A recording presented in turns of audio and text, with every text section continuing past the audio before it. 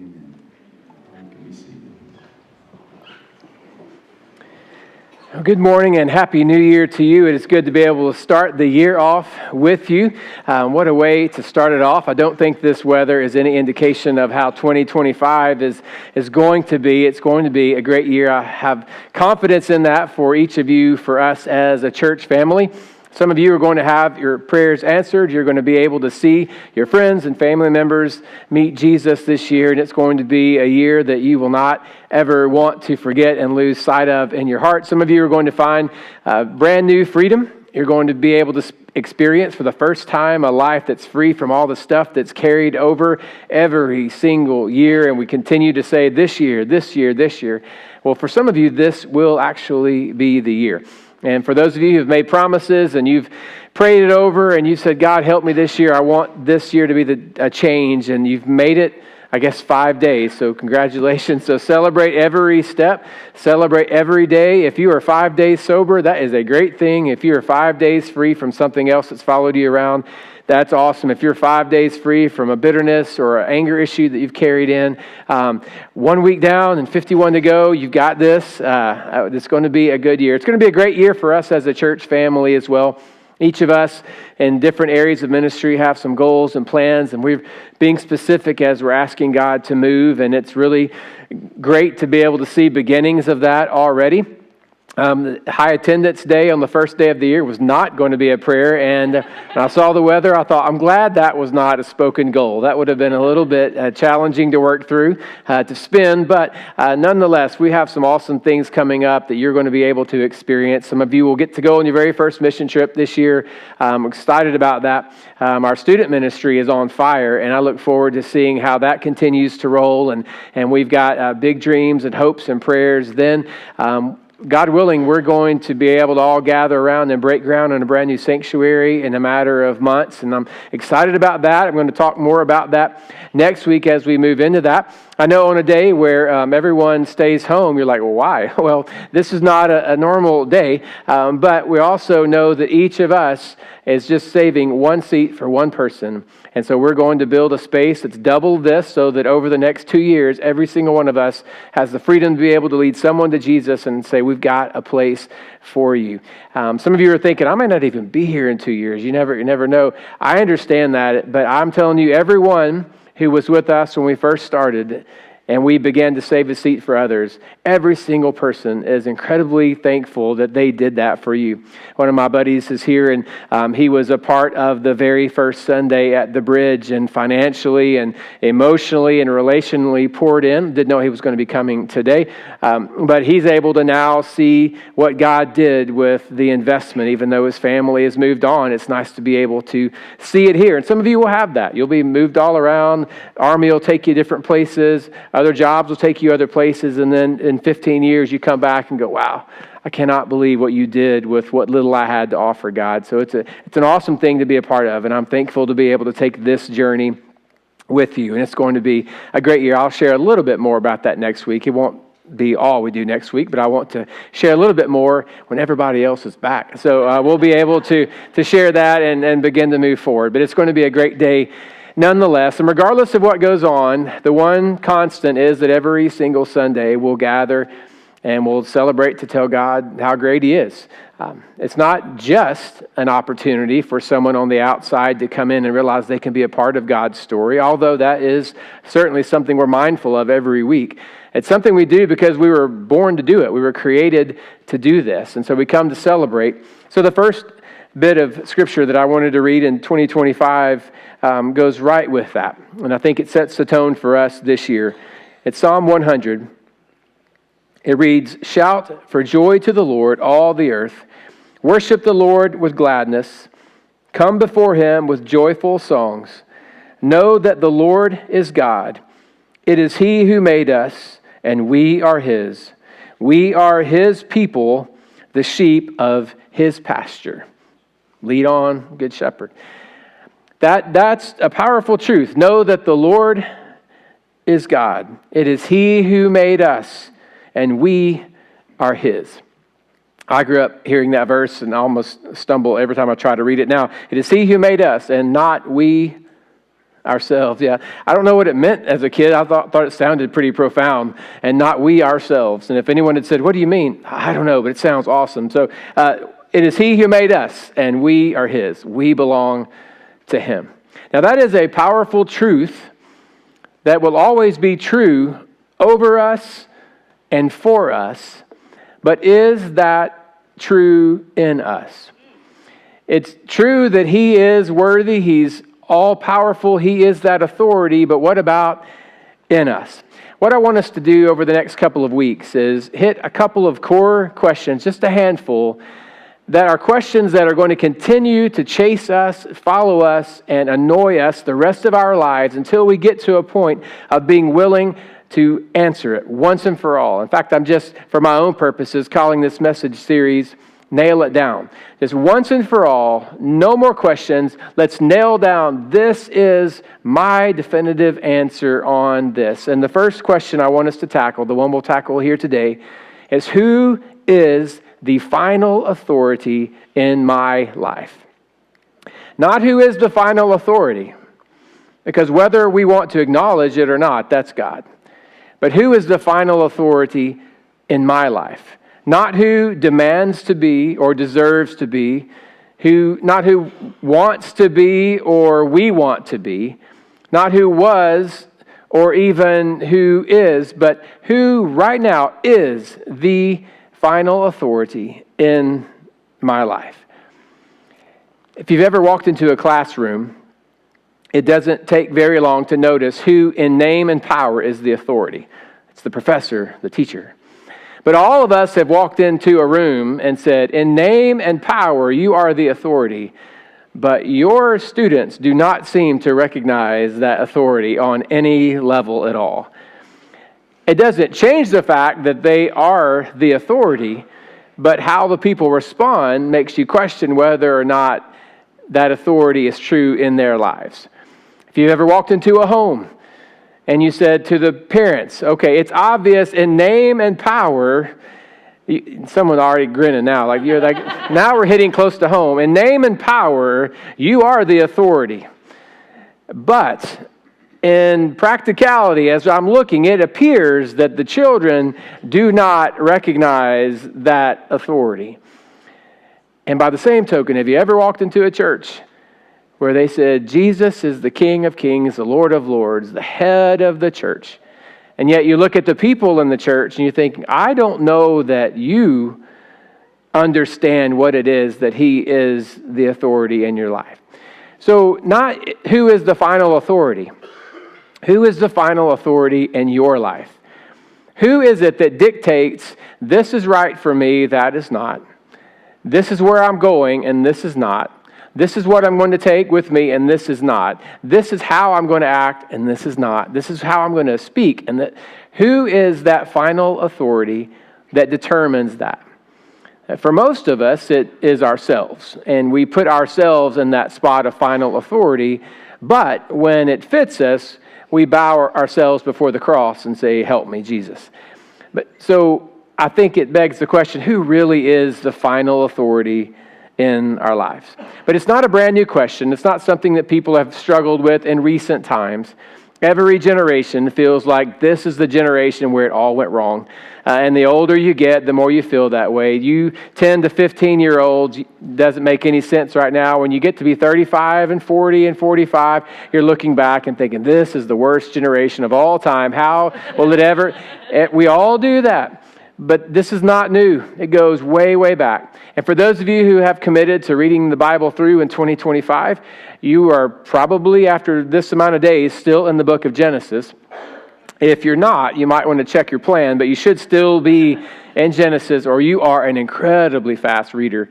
And in Genesis chapter 4, we're going to go way, way back, not to the very beginning of creation and Adam and then his wife Eve, but to their children.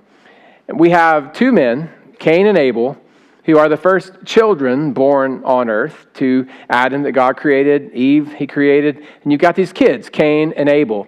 And they've grown up. And in Genesis chapter 4, starting in verse 2, we find out that Abel became a shepherd while Cain cultivated the ground. When it was time for harvest, Cain presented some of his crops as a gift to the Lord. Abel also brought a gift, the best portions of the firstborn lambs from his flock. The Lord accepted Abel and his gift, but he did not accept Cain and his gift. This made Cain very angry, and he looked dejected. "Why are you so angry?" the Lord asked Cain. "Why do you look so dejected? You will be accepted if you do what is right. But if you refuse to do what is right, then watch out. Sin is crouching at the door, eager to control you. But you must subdue it and be its master." One day Cain suggested to his brother, "Let's go out into the fields." And while they were in the field, Cain attacked his brother Abel and killed him. Afterward, the Lord looked Cain, "Where is your brother? Where is Abel?" "I don't know," Cain responded. "Am I my brother's guardian or keeper?" But the Lord said, "What have you done? Listen, your brother's blood cries out to me from the ground. Now you are cursed and banished from the ground, which has swallowed your brother's blood. No longer will the ground yield good crops for you, no matter how hard you work. From now on, you will be a homeless wanderer on the earth." Incredibly sad story. The murder alone. But then after that, for Cain to have this conversation with God, and in a way, for him to challenge God's authority. Now, for Cain, what he was doing was challenging God's authority to discipline him. He challenged God's authority to be able to set up these kinds of ground rules and then, in a way, discipline him when he doesn't follow through. Cain said, "How could you, and what authority do you have to accept my brother's gift and to reject my gift? To accept my brother and not me? To set up some system where somehow I'm in a way responsible for him, how we have to connect in this way. He's your own creation. You deal with him. I'm a different person. How do you even have that kind of authority?" So he challenges God's authority. And God doesn't say, "Well, you're right," or "Let's sit down and have a little heart-to-heart." He says, "You are never coming home again. You're banished from this place. And to make it even more difficult, you're going to be a farmer who can't farm. You've been given this gift, this opportunity, and it's not going to work out for you. You're never going to have rest. You'll be restless the rest of your life." So Cain is dealing with the consequences, but it really began with him challenging God's authority to discipline him. Now, there's nothing wrong with asking why.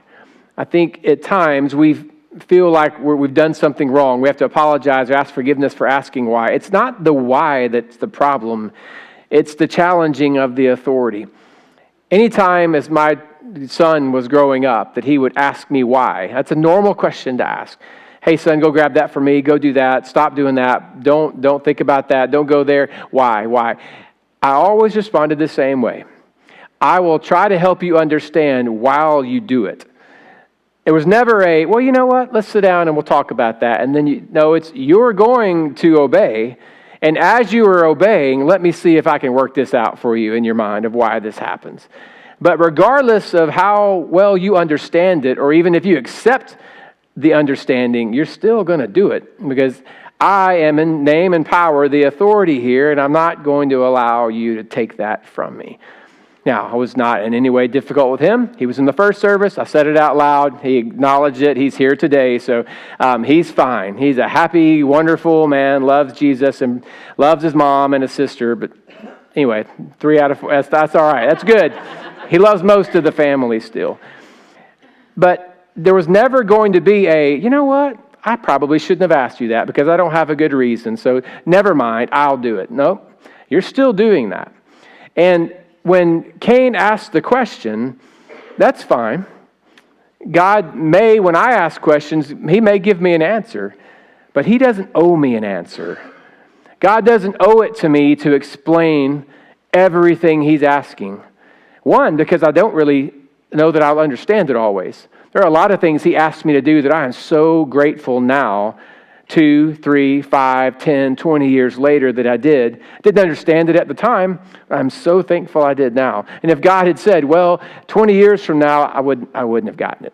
Wouldn't have made any sense to me. But now I get it. There are times when God does give us a why, but it's not the question that's difficult. It's the challenging of authority. Well, speaking of why, I want to move to one other moment in God's story. And it's in the book of Job. But if you're in the Old Testament, you think, well, Job's way down the line, right before Psalms. But actually, Job lived near the time of the things that happened in Genesis than he did the time of David, obviously, that wrote the book of Psalms. So we're not really going that far ahead in dates, but we're going to move ahead to the story of Job.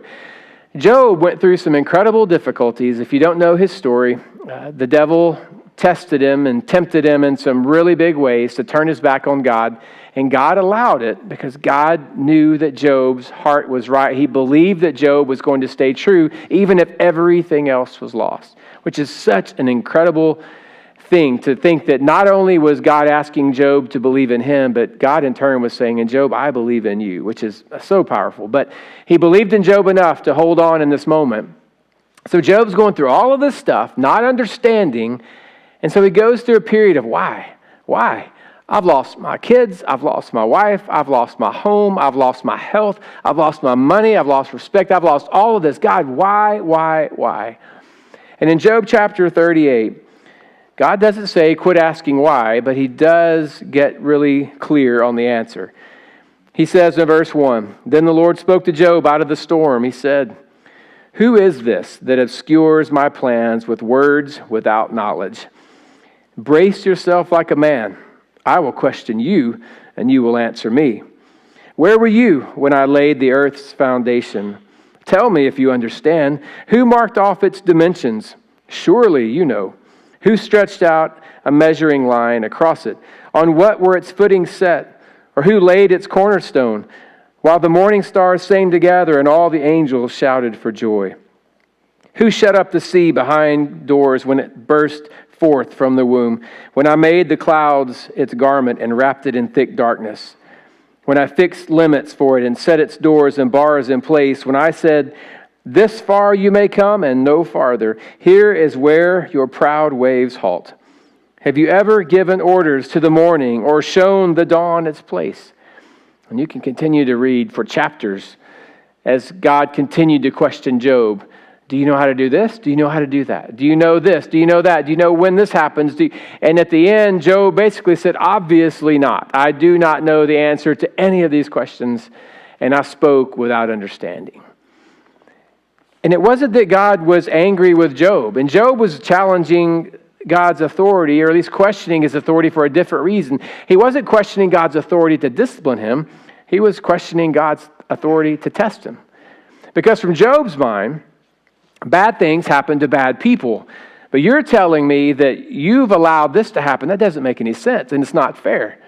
Because I haven't done anything to deserve this along the way. And God stepped in and said, it's not about deserving. You first need to understand that I have the authority to do what I want to do because this is my world. I made this world. I set it all in motion. I've written the story already. I put you in the story. I know what's going on. You need to understand who is in charge. Not just acknowledge who is the final authority, but you need to allow this to be true for you and in your life, that I am the final authority in your life. So God dramatically demonstrated his authority with Cain and with Job.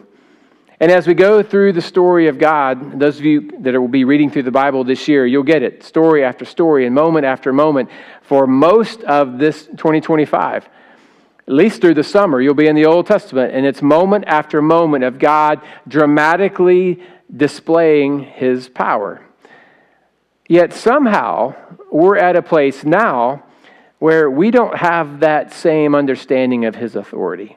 Because you'll find as you read through the story, people who covered their faces, covered their eyes, bowed, didn't want to look, didn't even want to be in God's presence because they feared his power, they knew who he was, and they didn't want to mess with it. And they did not even begin to entertain the thought of walking away from God's instruction. But now we're at a place where most of us don't have that kind of view of God. We see him very differently. Some of us see him as a professor. He's just this wise old man that he has all this knowledge, and we just ask him, God, what does this mean? Why does this happen? What are you doing here? What's going on? What's your will for my life? What's the plan? Just tell me, tell me, tell me. And even sitting here, it's a temptation that if I was to say, well, we're going to talk about Noah today, there's an immediate, oh, I already know that story. It's all up here. I already got that. I got the lesson. I got the moral already. I know what's going on.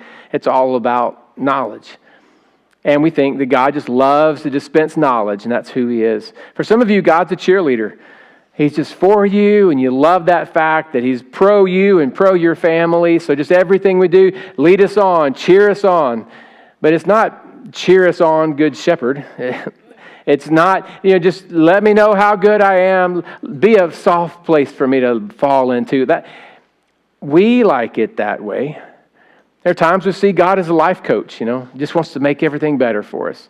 Show me how. Make this thing better for us. We want to financially and emotionally and mentally just be so strong. And how do I do? What are some practices? What are some habits I can form? And none of those things inherently are bad or wrong. But what happens along the way is we lose sight of who's truly in control and who is demanding the right to dictate our lives, because that seems very Old Testament. But what happened? Well, Jesus happened. That's what happened. And in the process, we're looking at the life of Jesus, and he's coming along sinners like us. He's wrapping his arm around us. He's covering up our shame. He's saying, I tell you what, go and sin no more. I don't condemn you. Move on. He's healing. He is raising the dead. All of this really good feeling kind of stuff. And so we lean into that. We continue to read and find out that he's going to call us by name, that he's going to sit at the right hand of the throne of God. He's going to be our advocate. He's going to be literally even praying for us. All of this stuff is so encouraging. But yet Jesus said, if you've seen me, you've seen the Father. Well, what happened then? If the character didn't change, how did our perspective change? Well, what happened along the way was Jesus showed up. He lived and he died, and then he was raised up, and he conquered the powers of death. He conquered the forces of darkness and said, I am the King of Kings. I am the Lord of Lords. I am the one. And one of these days, everyone is going to bow and understand that I am the Lord. Now, that's a great thing. But when God welcomed us in that way, we thought, well, all right, we can get comfortable around God because of Jesus. Think about it this way. If in your most difficult high school class, your most difficult teacher stood up one day and said, guys, I am going to the office to work now. I am going to admin. I'm going to central office. I am moving on, and you'll be getting a new teacher. And in walked in your parent, the good one, whichever one is that. The good one walked in, the one that likes you a whole lot. Probably mama, but maybe not. But walked in and said, I'm the new teacher. I mean, imagine the relief that you're feeling as a teenager that's gone through this terrible class, this terrible teacher who never gave you a shot. And now your mom or dad, but your mama's there teaching. It's so much better, so much easier. And then 9 weeks later, you get your report card. And you go, but Mom, I'm average? What on earth? I'm unsatisfactory? What? I thought you loved me. I thought you cared for, what is going on here? And we do that with God. All of a sudden, God steps in and says, I'm not blessing that. And if anything, you do that, you're going to be wandering and restless the rest of your life. Whoa. Jesus said, I'm good. I'm in. He's the friend of sinners. He accepted me just as I am. I even watched him interact with people going through some of my same struggles. I know how he treated them. And it is a challenge for us to see how Jesus came down and did that for us, and yet still remains in authority. And yet he never gave up any of his power. He limited himself for a while. And the book of Hebrews talks about that. He lowered himself for a while, and then he was elevated and exalted to be back there on the right hand of God on the throne, still King of Kings and still Lord of Lords. So the question is not, who is the final authority? Jesus demonstrated that. But who is the final authority in my life?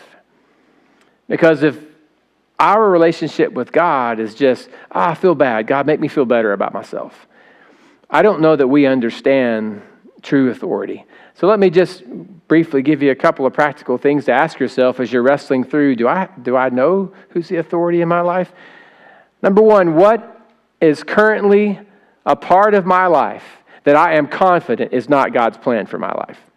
Like, what is currently going on, things I'm doing, planning, ways I'm acting, things I'm saying, what is currently going on in my life that I am confident is not God's plan for my life? And then maybe on the flip side, what right now is not a part of my life that I am confident that God is leading me to do?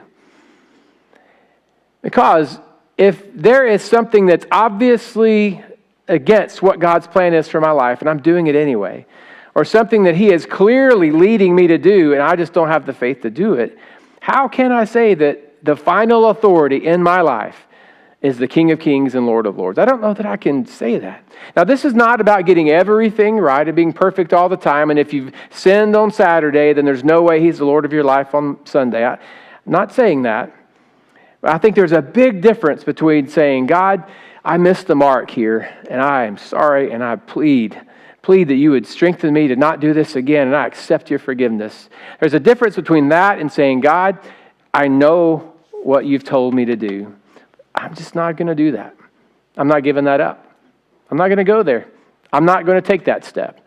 Those are two completely different things. God doesn't love you any less if you're on that side of things. But He is not going to be played. He is still in control. And He is still the final authority. And freedom is found when I kneel and say, God, I don't understand it all, but I am going to follow you all the way. I don't get it all. I know that this is not your plan for me. I wish it was. I enjoy it. I want it. It feels good. It seems right. It seems logical. It seems wise. But I'm going to give this back over to you. That is the final authority. And if you just desire to have some sort of religious belief system to lean on and to feel like you've checked that off in your life, then you don't have to do anything else than whatever you're doing right now. That's it.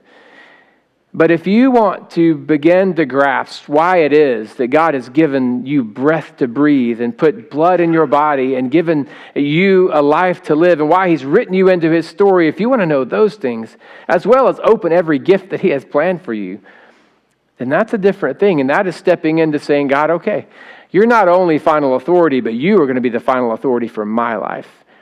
And if you're telling me that this is not for me, I don't like it, but I am going to trust you in this. And I may even ask why along the way, but I'm going to trust the whole way. I may even ask why, hoping you change your mind, but either way, I am going to follow you with this because I'm not going to live my life in defiance of the plan that you have for me. James wrote it this way. He said, faith by itself, if it is not accompanied by action, is dead. Someone will say, you have faith, I have deeds. Show me your faith without deeds, and I will show you my faith by my deeds. You believe there is one God? Good. Even the demons believe that and shudder. It's not about do you believe that there is a creator God out there who is over all. That's true regardless of whether you want to accept it or not, whether I want to accept it or not. The question is that God who made everything and breathed life into me and allowed me to have a life to live, is He going to be the final authority in my life? This year and for all years, is He going to be the one that determines? You say, well, how do you know what God determines for you? Well, it has a lot to do with this. You say, well, how do I know that this book is even trustworthy and it's even an example of God's direction for my life? We're going to tackle that next week as we nail down the trust and reliability of this. Is it really God's word? But for now, we begin with nailing down who is the final authority in my life. I am either going to run this thing and decide for myself with a little advice and encouragement from God along the way, or I'm dropping to a knee and saying, God, I surrender. As you lead, I follow. Let's pray. Father, thank you for being a God who's patient. Every one of us in this place